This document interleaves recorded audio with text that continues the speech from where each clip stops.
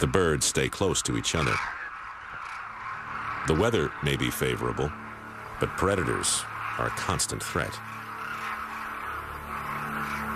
Weak from lack of food and water, they use rising columns of warm air to gain height.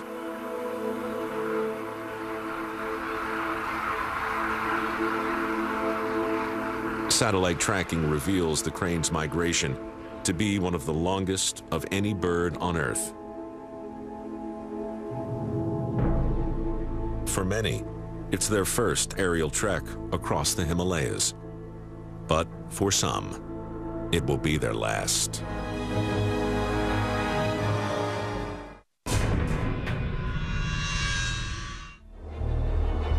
In the shadow of Mount Everest, an epic battle is unfolding. Migrating demoiselle cranes are flying for their lives. Like enemy jets, golden eagles fly in, their target in sight. Their accuracy is fearsome, their talons deadly. The cranes see the threat coming, but there is little they can do.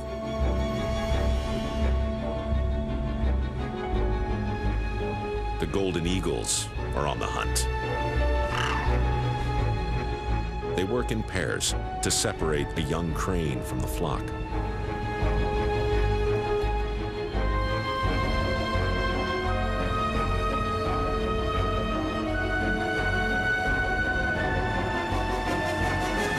The exhausted crane escapes the clutches of one eagle, only to be caught by the other.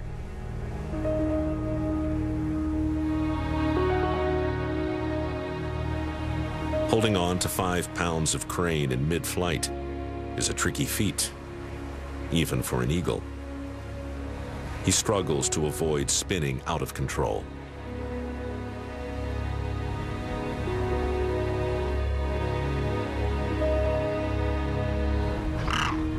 The mother is helpless. She's no match for an eagle. And if she lingers, she's likely to be next.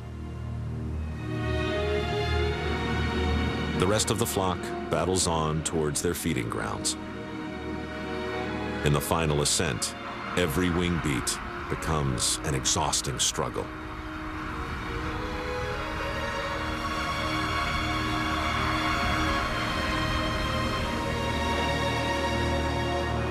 The flock is smaller than when it started out on this epic journey.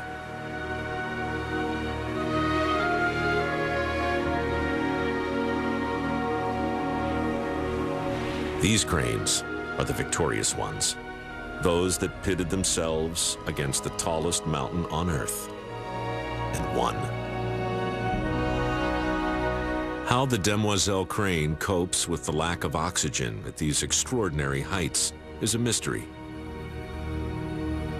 And the same problem confronts life in the abyss. In the suffocating ocean depths is a zone where oxygen levels are too low to support most life, or at least life as we know it. In the 1970s, scientists descended to the bottom of the Pacific Ocean, and there they made a stunning discovery.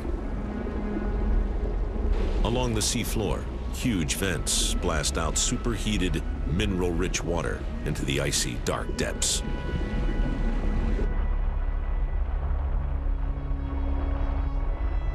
These mysterious plumes don't look hospitable. Yet, all around them, life is beginning to take hold. These bizarre organisms thrive without either sunlight or oxygen in water that reaches temperatures of 750 degrees Fahrenheit. Extreme by any measure. A 1.5 miles below sea level.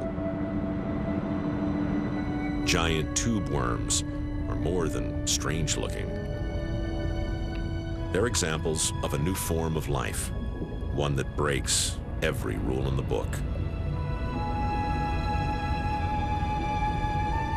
Where most life on Earth relies on the conversion of sunlight into energy, these organisms can do without.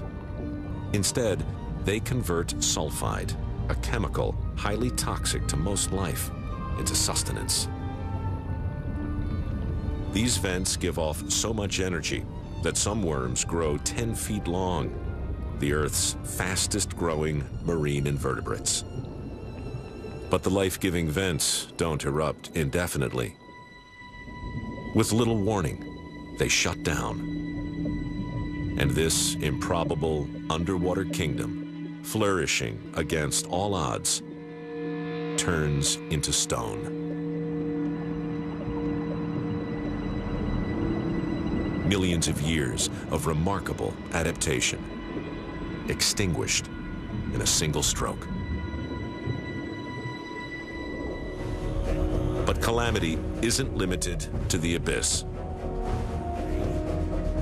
In the Rocky Mountains, a mother grizzly and her cubs face peril head-on.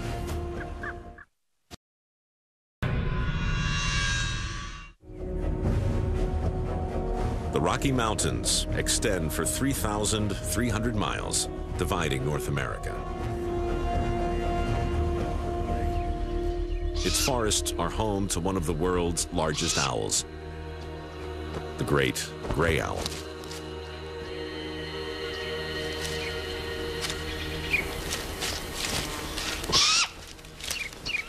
It's early summer, and these owl chicks haven't yet learned to fly.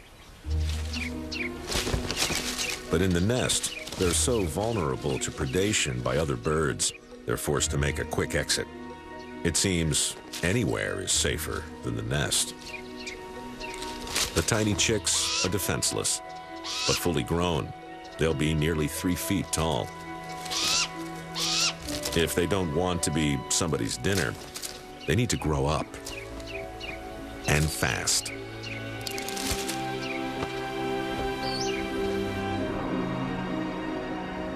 But mountain survival isn't just about speed and strength. It also takes exceptional skills. This mother grizzly emerges from her den after 6 months underground. Her 2 cubs take their first steps in the outside world.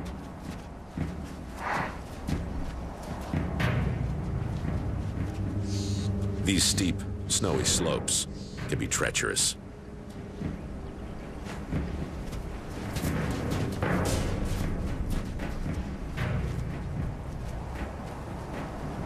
Even the most experienced mother may lose her footing. But the real problem is that it's been 6 months since she last ate.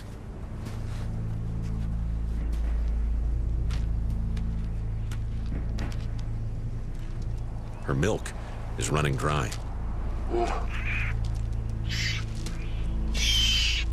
The food is all down below, but so are a lot of male bears.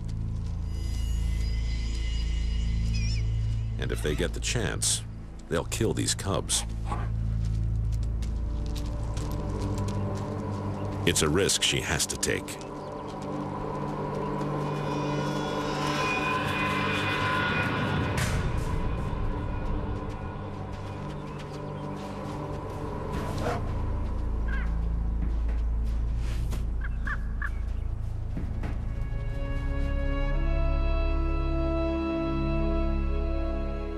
Months pass, and summer warms the Rockies. At 2.5 miles up, the summit remains barren throughout the year. Nothing grows. But hardship breeds creativity, and for any unfortunate creature forced to endure here, finding sustenance is a full-time endeavor. Last year's food stores are long gone, and hunger becomes intense. So, in the face of starvation, they have to be highly adaptable.